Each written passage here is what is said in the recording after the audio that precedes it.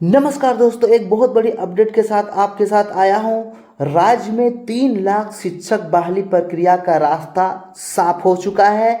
Age limit maximum और minimum यानी अधिकतम कितना होना चाहिए और कम से कम कितना होना चाहिए, सिलेबस क्या है, आपको अभी वर्तमान में क्या पढ़ना है और क्या नहीं पढ़ना है, फॉर्म कब तक आएगा, परीक्षा कब होगा, आरक्षण कितना मिलेगा, बहुत सारे इन्फॉर्मेशन के साथ ये वीडियो आपके लिए बहुत ही इम्पोर्टेंट होने वाले हैं जो शिक्षक बनने जा रहे हैं। दोस्तों, सबसे पहले आपको बहुत बहुत धन्यवाद देना चाहता हूँ। पीछे वाला वीडियो में आपको मेरा बहुत सारा प्यार मिला है। दोस्तों, करीब 3 लाख शिक्षक की बहाली का रास्ता पूर्ण रूप से साफ हो चुका है। दोस्तों, 17 साल बाद पंचायत नियोजन इकाई एवं नगर निगम की शक्तियां को समाप्त कर दिया है बिहार सरकार ने। मैं बता देना चाहता हूं दोस्तों कि 7वां चरण का जो बहाली राज्य सरकार के आयोग द्वारा बहाली प्रक्रिया होगा, बहाली प्रक्रिया पीएससी या अन्य आयोग का माध्यम से बहाली प्रक्रिया होगा। दोस्तों, यानी अभी तक ये कौन परीक्षा कौन लेगा, अभी तक ये डिनोट नहीं किया गया है। परीक्षा बीपीएससी या कोई भी संस्था ले सकती है। चलिए अगली पॉइंट की ओर। अब हम बात करेंगे परीक्षा में कौन कौन बैठ सकता है। तो जी हाँ दोस्तों, जो कैंडिडेट बी टेट यानी स्टेट टेट और सी टेट यानी केंद्र पात्रता परीक्षा सी टेट पास कैंडिडेट ही इस परीक्षा में बैठ पाएंगे। ये परीक्षा, लेकिन एक बहुत ही इम्पोर्टेंट नोट से इसको थोड़ा याद रखिएगा कि जो भी कैंडिडेट 2012 से पहले सी टेट या बी टेट पास था उसको इस एग्ज़ाम में बैठने को नहीं मिलेगा। जी हाँ दोस्तों, याद रखिएगा 2012 से पहले का कैंडिडेट यानी इसमें वो उसको एग्ज़ाम में बैठ नहीं पाएंगे। वो परीक्षा में अधिकतम 3 बार एक कैंडिडेट भाग ले सकता है। यानी एक बार अगर नहीं आप सकेंगे तो दूसरा बार मौका मिलेगा, फिर दूसरे बार नहीं मिलेंगे तो या तीसरे बार, यानी 3 बार मिला करके आप नहीं परीक्षा में पास कर पाएंगे तो आप परीक्षा से आउट हो जाएंगे। इस परीक्षा में वर्तमान शिक्षक जो अभी वर्तमान में कार्यरत है वो भी इस परीक्षा में शामिल हो सकता है। अब हम बात करेंगे कि परीक्षा में बैठने के लिए क्या क्या आवश्यक होना चाहिए।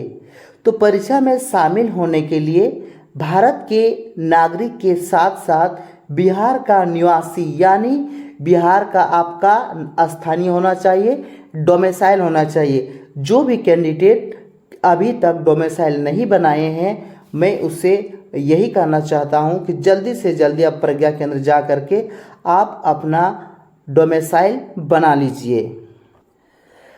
आफ्टर 10 अप्रैल यानी 10 अप्रैल के बाद बिहार में जितने भी शिक्षक की बहाली होगा वो 2023 नियमावली के साथ ही होगा। यानी अब जो प्रक्रिया होगा वो नया नियमावली 2023 नई नियमावली के साथ ही होगा, यानी उसको आपको फॉलो करना होगा।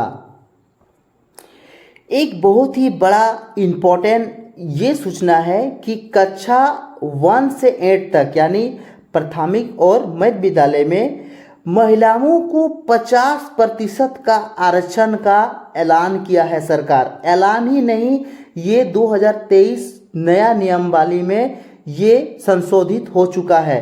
जी हाँ, जो महिला टीचर या तो डीएलएड किया है या तो बीएड किए हैं उसके लिए सोने पे सुहागा है। यानी दोस्तों, जितने भी कैंडिडेट हैं आप अभी से तैयारी लग जाइए, क्योंकि महिलाओं के लिए 50% का आरक्षण ये साबित करता है कि लड़कों को अब मुश्किल बढ़ने वाला है, क्योंकि सीटें कम होंगे और लड़कों की संख्या ज़्यादा है।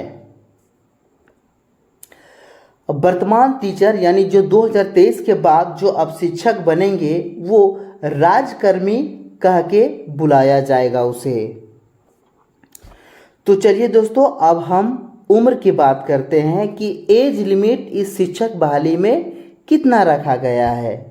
तो एज लिमिट अगर प्राथमिक और मध्य विद्यालय की बात करेंगे 1 to 5 एंड 6 to 8 के लिए, तो आपका जो मिनिमम एज है यानी कम से कम आपको 1 अगस्त 2023 को 18 साल का आयु आपका कंप्लीट हो जाना चाहिए। जी हाँ दोस्तों, मैं फिर से इसको एक बार रिपीट करना चाहता हूँ कि 1 अगस्त 2023 को आपका उम्र कम से कम 18 साल होना चाहिए। अगर आप नीचे हैं तो आप इस परीक्षा में शामिल नहीं हो सकते हैं।